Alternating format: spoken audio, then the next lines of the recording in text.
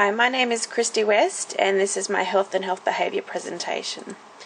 Today I'll be talking to you about the Australian Better Health Initiative in regards to the Ottawa Charter and how that applies to our fly-in fly-out workers. The Australian Better Health Initiative is a program that was started by the Council of Australian Governments. It was launched as an effort to tackle the growing problem of chronic diseases within the Australian health system. By strengthening the focus on chronic disease prevention and management, as well as health promotion, it is hoped that the Australian Better Health Initiative can reduce the burden of disease in Australia. Non-communicable diseases such as cancer, diabetes and heart disease are most often caused by common behavioural risk factors. These include smoking, excessive alcohol consumption, an unhealthy diet and physical inactivity.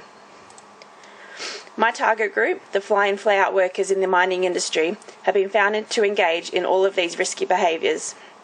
Compared to other industries, it has been found that fly-in fly-out workers are more likely to smoke, drink excessive alcohol, be obese and do little to no physical activity.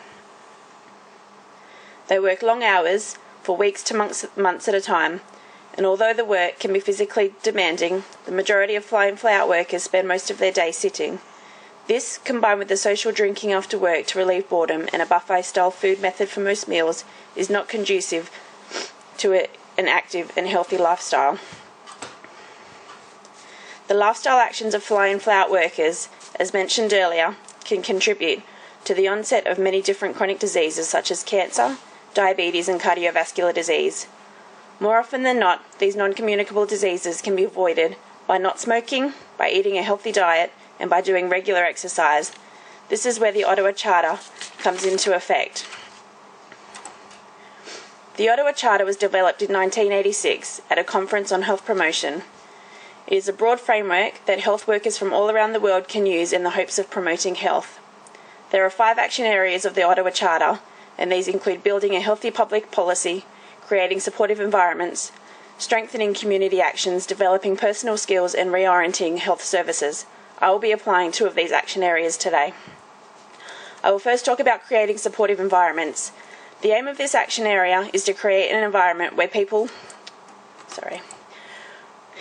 take care of each other, their communities and their environment. When it comes to fly-in fly-out workers, I would recommend the enforcement of smoke-free workplaces. Not only would this contribute to lower risks of fire damage and enhancing the corporate image, but in terms of tackling chronic diseases such as cancer, it would help in improving the health of employees. It also reinforces the organisation's commitment to a healthy workplace. When it comes to food, I would recommend that healthier food options are offered to the workers. Fly-in fly-out workers are generally offered a buffet-style method of food delivery, and they do not get a choice as to what is served. By offering healthier foods, this provides a supportive environment in which the workers can make healthier food choices, which in turn impacts on their health. Adults spend quite a significant amount of time at work, so it is very important to build healthy working environments that will encourage and maintain healthy lifestyle choices. The other action area of the Ottawa Charter that I will be discussing today is the development of personal skills. By providing information and education about health, life skills can be enhanced. We need to teach people about healthy lifestyle choices because if you don't know about something, how can you act differently?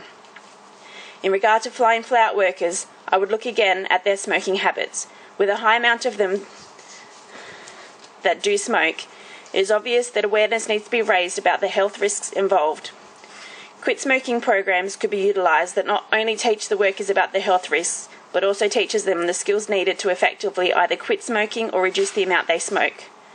By giving them methods and strategies, they are then able to make knowledgeable decisions regarding their health. Another way of developing personal skills in fly-in fly-out workers would be by teaching them about healthy eating habits. Workplaces could offer toolbox talks where in small groups, employees are given tips about healthy eating habits.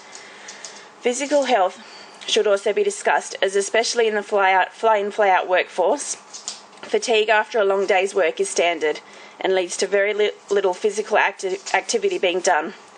Effective health programs in the workplace have been proven to show an improvement in the health and well-being of employees, and therefore a reduction in the cases of chronic diseases. Essentially, people are responsible for their own health. They need to be taught healthy habits that can help them make the right decisions. And if they can do that in a supportive environment, they are more likely to succeed.